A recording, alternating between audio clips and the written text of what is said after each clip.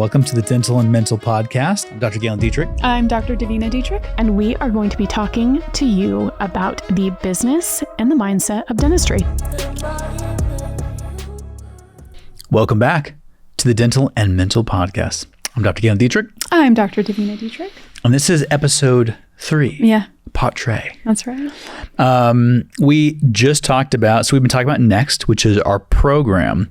It's a 6-month coaching program. Correct. And talk a little about coaching for a second, actually, before we jump into what episode 3 is going to be about. Talk a little bit about what this coaching component is, because personally, I feel like coaching it's just been sort of mystified now. It's a term that's thrown around all over the place, and I don't think it's used very accurately. I truly don't. I think that most people call things coaching that are not that at all. So how would you describe it? I would describe coaching as you identifying a goal. It's not even a goal, but in the context of Next, what we're talking about is your next evolution, right? It really is the person that you're stepping into. Another way to describe it is 2025 is the year of what? Like when you really think back on your memories, I want a person at the end of Next to say 2025, I remember that year. It was the year that whatever happened. Yeah. Right? Like I remember that. There is a memory associated with it. Because think about really important milestones. You usually get your birthday, your anniversary, your graduation, maybe when you buy a practice or a house, and like maybe not even those things do you really remember. Yeah. Yeah. So at the end of it, I want somebody to say, oh my gosh, I remember 2025. It was the year that this thing happened. So what coaching is we identify that and then we get to it with a shortened time frame, because every obstacle that comes through, because there will be many, you're going to have the two of us alongside of you to identify obstacles and opportunities and navigate them so that you have a completely different outcome than you could on your own. There's a sustainability piece to it as well, don't you think? Where in certain instances, people are kind of sprinters. And so you can get a result, but you never really have the ability to sustain it. But that's because they don't become somebody different. Right. It's because they do different things. And then once you stop doing those things, correct, it stops. But that's a byproduct of accountability, don't you think? Like there's so much of that in coaching that there's an accountability. Like we hold your feet to the fire that way. Like you said, you're going to become this person and we're here to help you become that person. So you can't just do it for a second because we're watching. Well, that's right? yes. And I don't think that really applies to the people in Next. Not that what you're saying doesn't apply. But what I'm saying is I just don't think that person is even listening to this podcast or even considering joining Next. Yeah, I right. agree. Those people are just like, they don't have ears to hear this. So whatever. Right. Yeah. And the reason why I say that is because the people who are truly interested in transforming do not come to something like this. I think the people who are... or the excuse makers is what I'm saying. The ones that are like, oh, I didn't do that or I can't or whatever. They're not even considering doing something like this. Yeah. Yeah. I think the people who are a fit for Next, the people who are the Next docs are those who put their mind to something and they accomplish it. It's just that the next thing for them now is big. Yes. It's a challenge. This is something that there's not a textbook for. And I was going to say, I kind of look at, you and I talked about this at one point in time, but a lot of the ways in which we consider what's going to get us to whatever the next thing is that we want, there's essentially 4 modalities. And I want you to, whoever's listening to us or watching this, to kind of envision this, exponential curve. And as you and I were talking about this one time, we said, at the very front end there is like DIY free stuff, YouTube videos. It's free. It's going to get you a little bit somewhere. And then there's courses, and courses that you pay for can get you there a little bit too as well. And they're going to get you a little bit further and perhaps a little bit faster. So it starts to speed up a little bit, but you're going to get a place where you can't get any further than that. And then there's in-person stuff, and in-person stuff can really accelerate things. But the problem is they're short-lived. And then there's coaching beyond that. And coaching is that we're really going to go to a different stratosphere. Well, it's why you and I have always believed in that. In episode 1, I talked about me signing on with a new mentor. Could I eventually get there on my own or DIY it or whatever? Maybe. Yeah. It's just not something that I care to do, because if I already know that somebody knows how to do that, and they're willing to have their eyes and their experience on me and my business and what I'm doing all day long. Like all day long, you know? And we've always done that. Which is a big part of what episode 3 is going to be. As a side note, Next is kind of all 4 of those things, which is kind of cool. Yes. It actually is like a dream program when you really think about it, because it is coaching. It has an in-person, hands-on experience as part of it too. It has coursework, online coursework in it as well. And there's even some freebies. And there's a group component. So you literally have private, group, in-person courses and some awesome freebies and some cool style and swag. It's all the things. It's a dream program. It's all the things. It's all the things for not all the people. I mean, that's the other thing too. You and I have talked about this, but we don't coach people that we don't want to be with for 6 months. Yeah. 6 months it's actually a long time. It's a long time. And the reason why I'm saying that is because our excitement is for you and for your business and your accomplishments as well. Like, we genuinely get so excited to watch people crush stuff. And to be a part of shaping to some degree the possibility. Absolutely. The truth is, you're always going to undersell yourself. You always do. Every mentor you and I have ever worked with sees things that are bigger, badder, cooler than we did. And they're like, well, have you thought about this? And you're like, didn't realize I could do that. Man, I had a call with my coach around this program. And just her and I being able to riff on some things, and then taking that and bringing it to you, it changed to be something that is like, that was my well, this set was, like, it became in these little pieces, but it was like you and Dylan went and found a couple of things. I was like, all right, awesome. But that stimulated something else in me. So I go and Dylan and I find a couple other things, and then we dress it up and it's like, all right, this is looking pretty sick. Like, I think we got it. We leave Dylan alone for a few minutes and he's got these lighting and all this stuff going on. You're like, yes, like doing it just cool shit with shape. cool people is what we're doing. That's what we're doing. That is the way of putting it. Do cool shit with cool people. Okay. That's the tagline. Yeah. Yeah. That's actually what Next is. It is. That's what it is. Doing cool shit with cool people. Okay. So that leads into what episode 3 is. And episode 3 is going to be actually a fairly simple breakdown. This is not a long topic.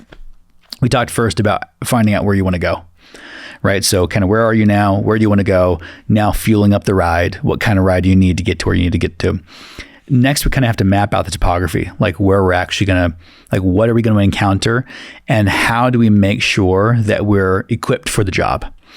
And so what I'm going to do is I'm going to go through each and every one of the doctors that is in Next that registers for this.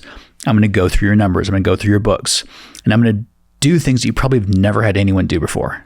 And I'm going to point out all these things that can be accentuated and helped, but also the things you're doing really well. And the goal is to make sure that when you go strive for that next thing, this remains stable and can grow. It's one thing to go strive for something, but then to kind of leave the flock in it unattended. We want to make sure that the business is healthy. Can you give me an example of going through somebody's practice numbers? And you seeing something that maybe surprised them? Yeah. So I was working with a doc, just a couple weeks ago. And this doc sent over all the numbers. I went through the P&L. I went through kind of their monthly production numbers and all the kind of intelligence around their practice. And what I found was that there was a real flip-flop between some of the numbers that just shouldn't be, where one of the flip-flops was lab fees and expenses versus material supplies. Completely flip-flopped, as well as seeing where write-offs are happening. Like I think a lot of people don't realize that every time they're like, oh yeah, like take $200 off for Susie and well, yeah, we'll just do that for free. That sounds great as a one-off, two-off, but when you start making that a habit, which so many dentists do, because let's face it, I think we all want to be good people. And we're part of a community too, right? Yeah, so you have a reputation. Yeah, right. And you know these people, right? Like, I'm not actually raining on that. It's just important to know what you're doing. Right. And this doctor did not understand that they were writing off so much. And what happens is that you still have to pay everything else. So all that you're really writing off is your profit. And so when you're sitting there and you're stressed and you're like, I don't know, I can't get ahead. But then you look and you're like, but you wrote off $120,000. That's a lot of money. And that's your profit. Oh, that's what you just wrote off. I really feel this, but it was different for me. It was this, I thought I was ordering like a healthy coffee in the morning, but I was getting it breve. And until I hired somebody to like really do an inventory on my MyFitnessPal, I was like, oh, I fast all day. Okay, well, half and half at 16 ounces. No wonder you're fat,